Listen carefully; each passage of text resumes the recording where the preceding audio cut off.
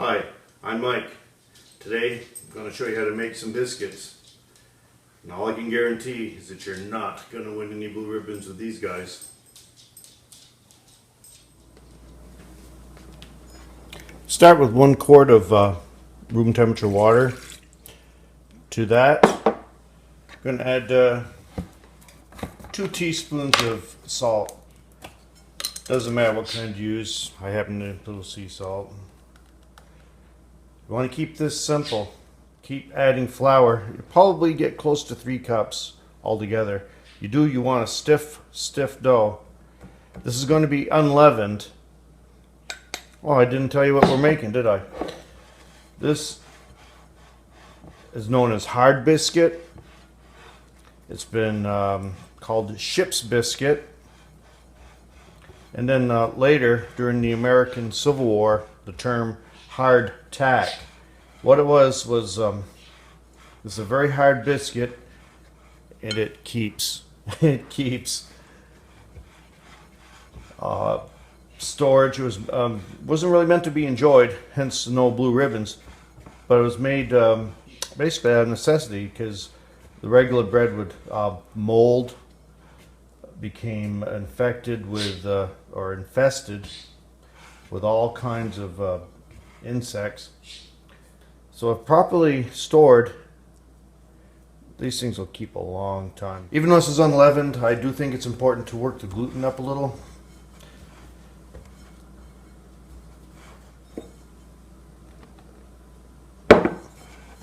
I'm kind of off camera here, sorry.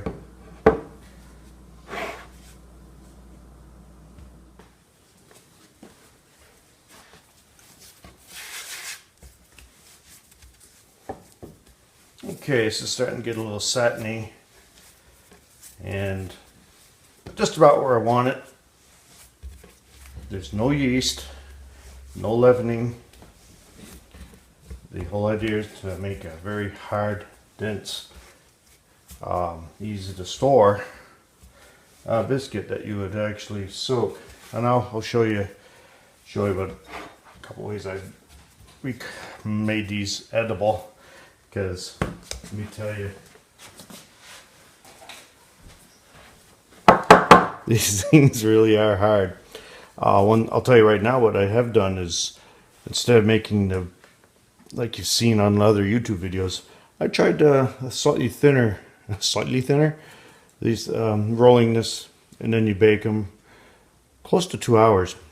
Let them cool, and then bake them a second time just to make sure they're dry. But hopefully I'll remember to touch base on that as well.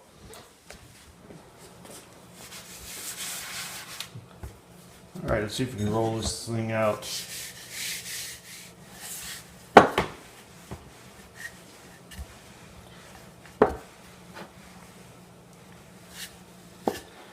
A lot of the videos will show it going out about 1/2 inch. Because these things are so incredibly hard, and they do, when I tested them by trying to soak them, so far one of the better ways is just to put them in a cup of hot tea.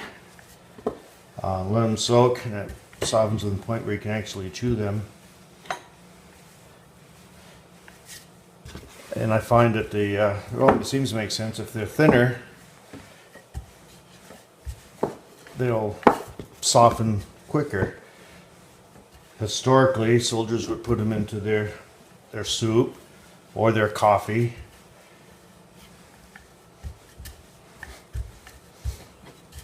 Okay, I'm pretty happy with this. It's not quite as thin as I made in the past, but not. How do you like my cutter? This is, I believe it was a can of mushrooms. Perfect, huh?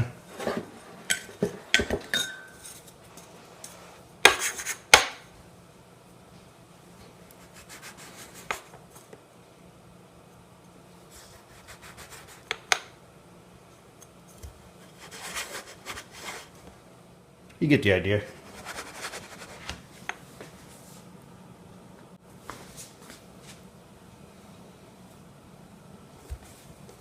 Okay, pick these up. Reknead this a little bit. Do it again.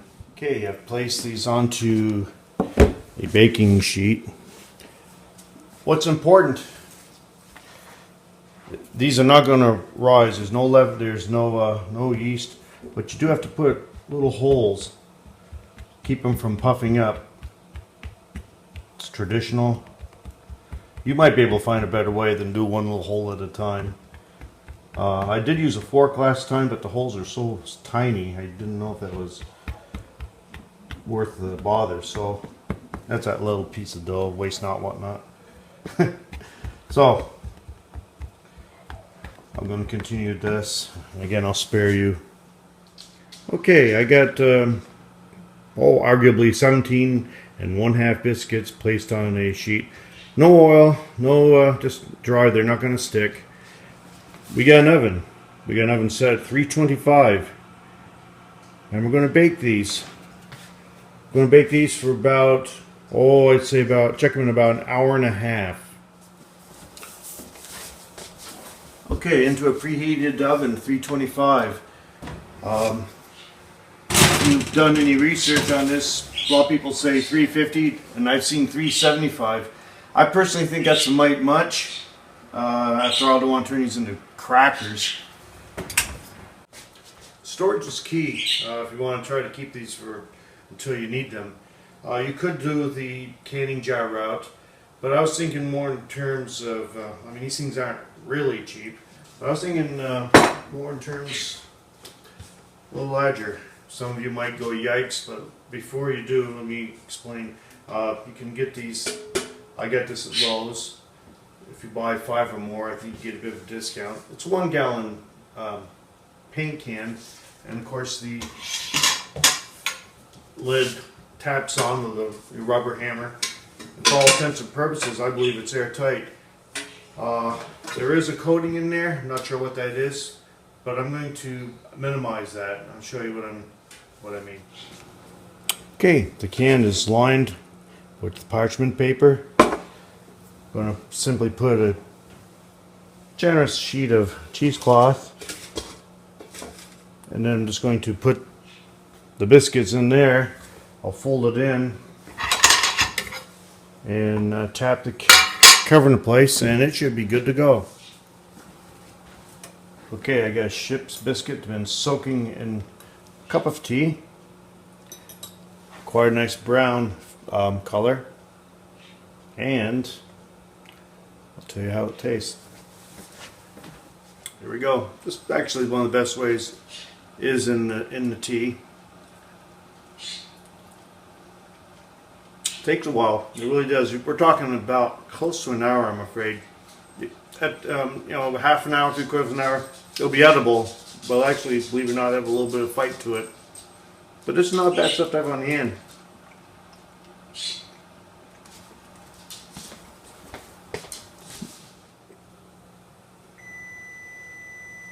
It's time.